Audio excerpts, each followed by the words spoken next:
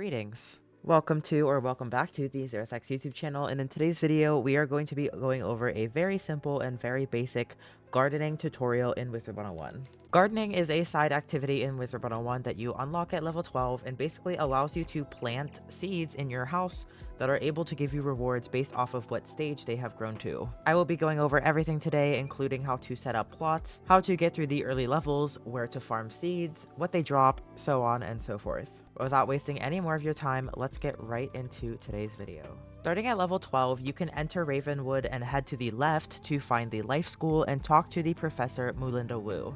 Mulinda Wu will have a quest for you called Green Acres, and basically this is the introduction to gardening. After speaking with Mulinda, you will head outside and immediately make a right to speak with the Life Tree, Blossom, who will hand you your first seed. After you speak back to Professor Wu, she will ask you to go to Golem Court, which when you head out of Ravenwood, you can make a right as if you're going to the fairgrounds to refill your potions, and you will find the entrance to Golem Court here in the back. Once you make a sharp right after you enter, you will find Farley, the Wizard City Gardener. Farley will teach you the basics of gardening, including the different stages of a seed, and of course how they wilt and eventually will die if you neglect for them. Plants have 4 different stages: seedling, young, mature, and elder. You can start receiving rewards from your plants once they reach the mature and elder states, both of which will give you drops from your seeds drop pool. But typically the elder harvest, this one over here, will be able to give you a lot more rewards for your harvest, considering that afterwards the seed will no longer be able to be continuously harvested. What I mean by that is while your seed is mature, or in this stage, they will continuously grow up, and the longer that the seed is there, the more time they will have to give you rewards. These rewards don't come without a cost, however.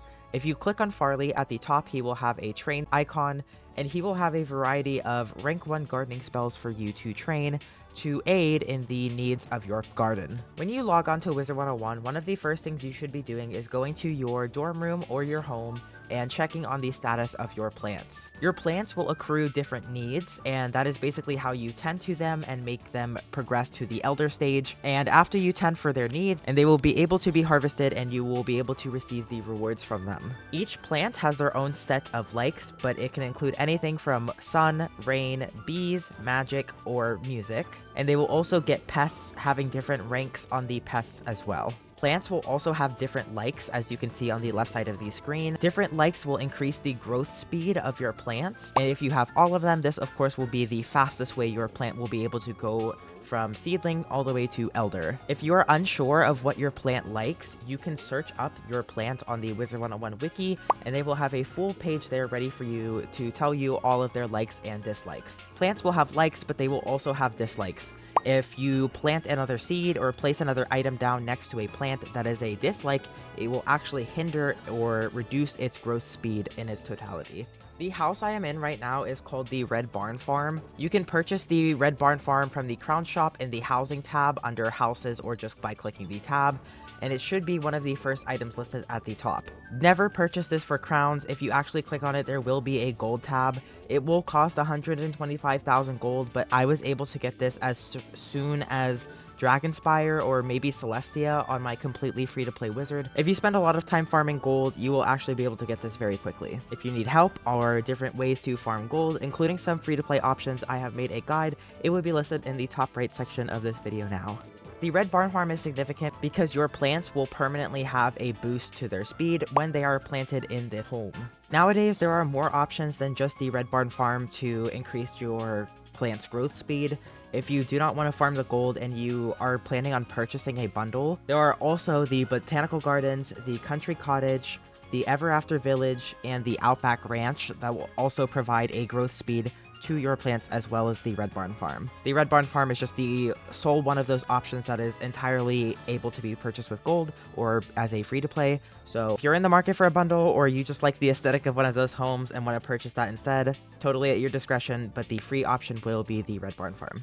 People who recommend gardening will be quick to point out the couch potatoes or the evil magma peas, both of which are really sought after seeds because they will guarantee give you a bunch of mega stacks and reagents and treasure cards for easy gold access, but also of course for pet training. Both of these plants require you to be a minimum of rank 3 as is indicated on the bottom, and also are really difficult to tend to if you do not know what you're doing. Each plant, as we go down the list, will have a rewards tab indicating how great the rewards will be if you tend for this plant fully. The challenge bar beneath it will be how difficult it is to take care of said plant, which mainly just includes how high of a rank their pests will be or how needy they tend to get. The dislikes will be the very clear indicator of what your plant doesn't like. So if you plant, for example, a stinkweed around the evil magma peas, that will be one of the things, as I mentioned earlier, that will hinder its growth. And at the bottom, it will tell you what kind of a plot this plant requires to be able to plant it in. In your dorm room in Wizard City, they will give you 2 small plants to begin with.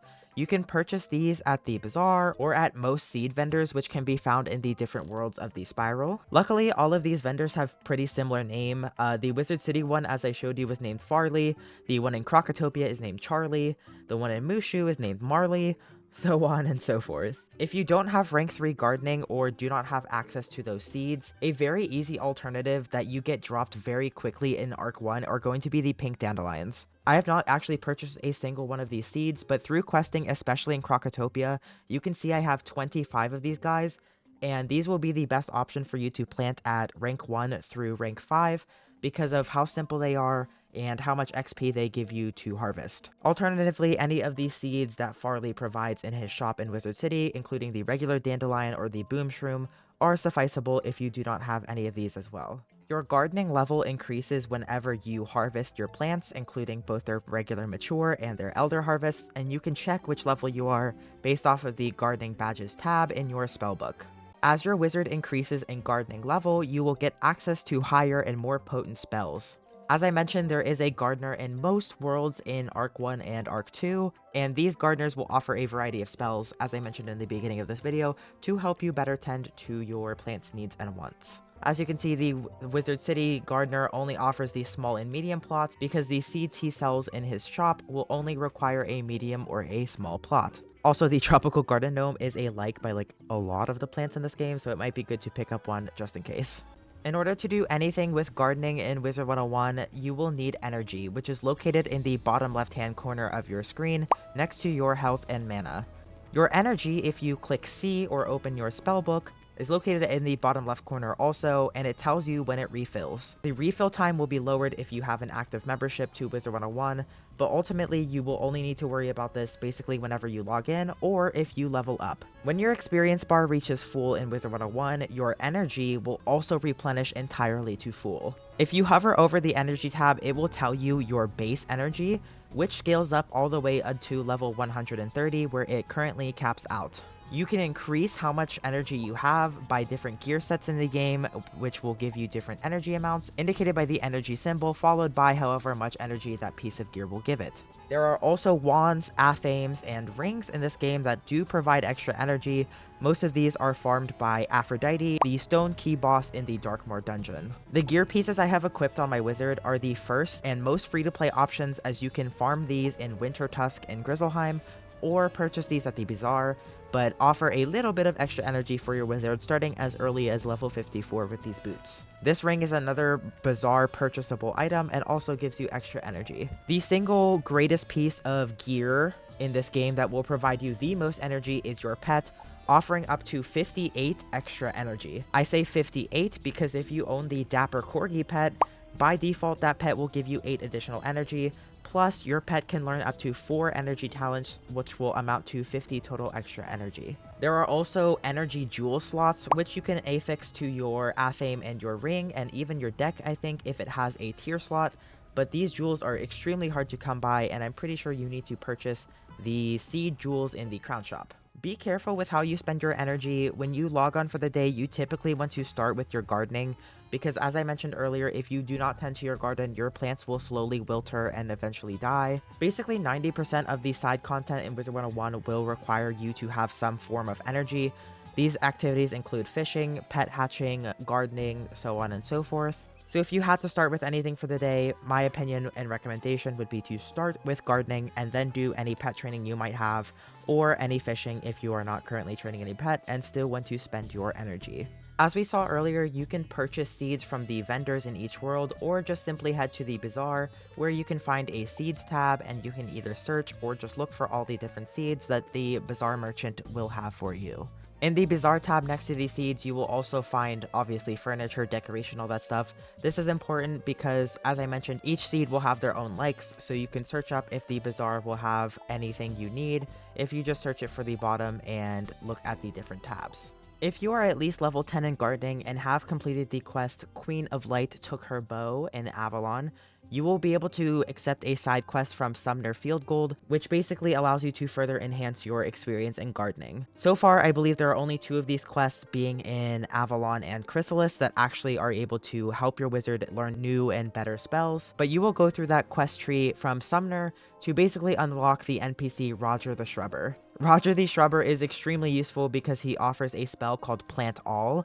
So instead of individually needing to plant every seed in your garden, you will be able to just click one of them and it will plant every future seed that you own that is in your backpack. He also offers a spell called Putrid Bug Spray, which basically prevents every rank 1 pest from ever getting onto your plant for 96 hours, which is more than enough time for it to reach its Elder Harvest if you have every like for that plant. My wizard is currently not there, unfortunately, but once you reach rank 15 in gardening and have gone through enough of the Chrysalis main quest, you will find Barley the Gardener in the Last Wood, and basically completing his side quest will once again unlock more gardening spells for you. The ones that Barley offers are extremely useful because they eliminate your plants from ever having needs for 48 hours, which you should be able to cast 2 of these and that will carry you up until your plant reaches its Elder Harvest. Basically, all of these are just extra ways for you to conserve more energy so that not every day you need to be tending to them while you still reap the rewards of their harvests, and then you have extra energy for fishing or pet training or whatever else you might need it for. Once you have farmed enough of them, you can actually create mega plots like this, which basically these are a bunch of large soil seeds all stacked on top of each other. There are various guides on YouTube if you ever receive enough plants and would like to make a farm like this, but this entire radius is covered by the large plant spell. I only have the medium, so it won't cover all of it, but the large plant spell would be able to cover this entire radius, but this is absolutely for the later and more advanced people who are interested in gardening. Otherwise, it is totally acceptable, like this little farm I have set up here. I just have the medium pest spell, and I'm able to cast 2 of these, and it covers both plots of plants needs. The easiest spot for you to farm evil magma peas or couch potatoes, they are dropped by the same Death Gulcher mob in Mirage and Caravan. They will probably be your easiest bet. If not, the Troubled Warriors and Saversad Pass are also a good option if you are lower leveled as well. Gardening is a side activity. It is meant to be fun. If you want to have a garden full of prickly bear cactuses because you like the way they look, then you are absolutely able to do that. These guys in particular are one of the earliest recommendations I actually have for seeds because they have a chance of dropping mega snacks upon their regular harvest. But yeah, have fun with it. You are a magical wizard planting magical seeds in a magical garden, so knock yourself out. There are infinite possibilities of ways to decorate a garden, ways to make plants look cool or rearrange them however you want, but this is ultimately meant for you to have fun at the end of the day. That is just about all I can currently think of and all the notes that I had written down about gardening in Wizard 101. If there is something that I have missed or a tool that you use to level up gardening, make a cool plot, decorations, all that stuff, feel free to leave a comment and let me know. I will also, of course, leave a comment in the pin section if something jarring that I have missed is really relevant to the conversation. That will be all I have for you guys today. Thank you so much for tuning into this gardening guide. Not to be that YouTuber, but I am just going to mention it here once and then not for another while later for most of my videos. But according to my metrics, just about 90% of you that watch my videos are not subscribed. So if you are enjoying these guides or you found this at all useful in any way, leaving a like, subscribing, anything like that will be more than helpful for me. I really do appreciate it. Thanks for hanging out with me today. Get gardening out there, make some pretty gardens, and I will see you around the spiral. Bye-bye.